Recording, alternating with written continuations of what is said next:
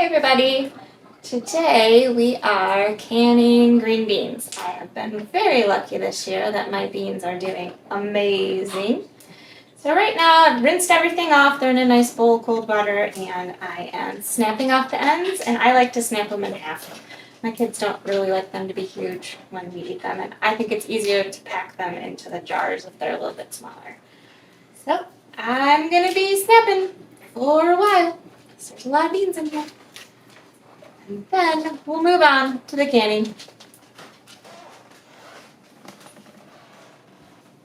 Okay, now that we have all of our green beans nice and clean and snapped and ready to go, I'm going to take my hot jars out of the canner one at a time and pack them with beans. Now, I like to do the cold pack method where you don't cook the beans ahead of time.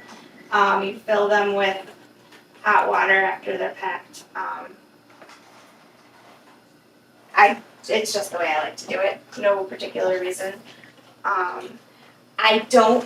This time, I'm not putting salt in the jars. Last year, I followed the recipe and I put a half a teaspoon of salt in each pint jar, and they were too salty for us.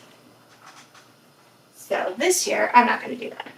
Now, once all my jars, to be careful because everything's hot, are full, then we will fill the jars with hot water and then pressure can them for 20 minutes.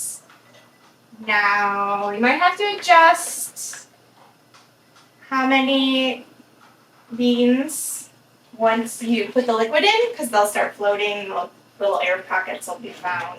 I just try to make sure that they're really smushed in there to start with.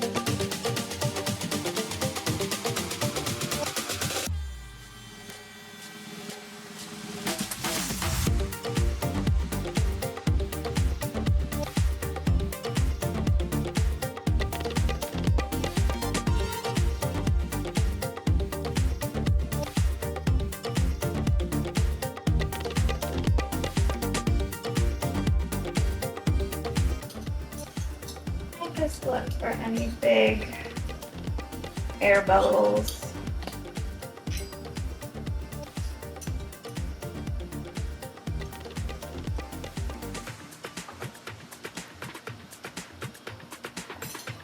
A little more water.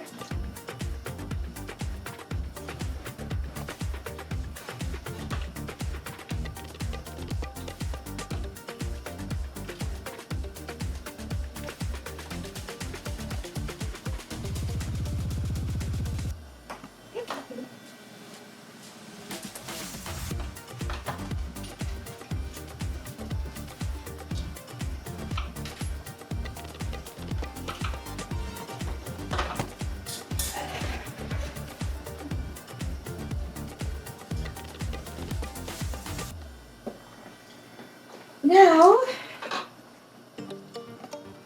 over here, I've got hot lids.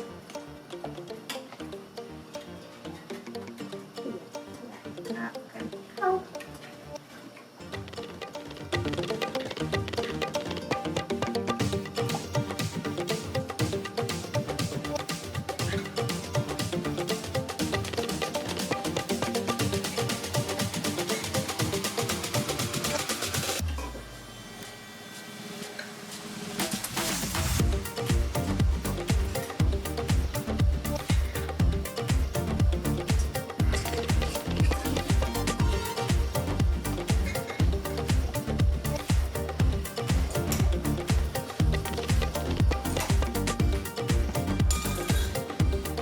make sure they're on there.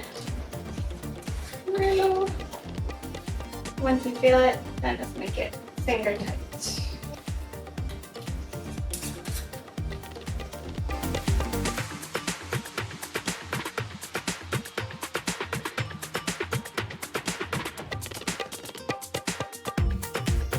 Okay, for green beans, there's no acid, so you have to pressure can them.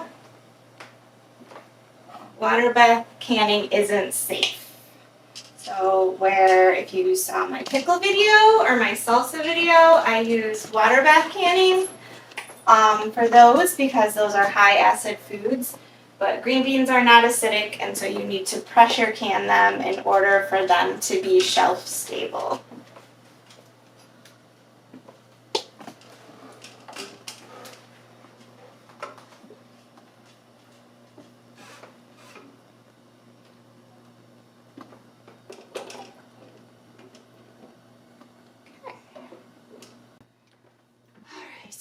You want the water level to be a little, to be right over the top. I'm going to add a little bit more.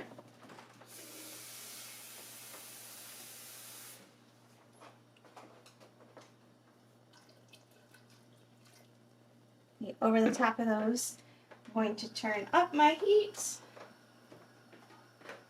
and put on my lid. And I always takes me a second to figure it out.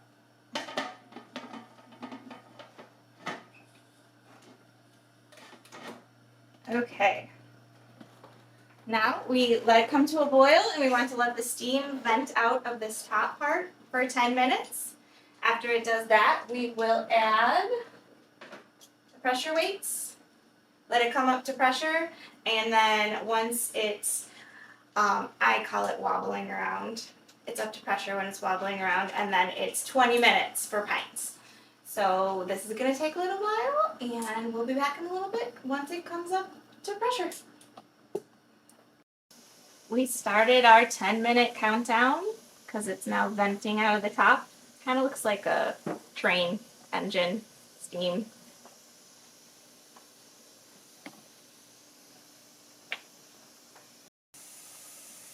All right, it's been 10 minutes. Now we're going to put the weight on. That will build up the pressure.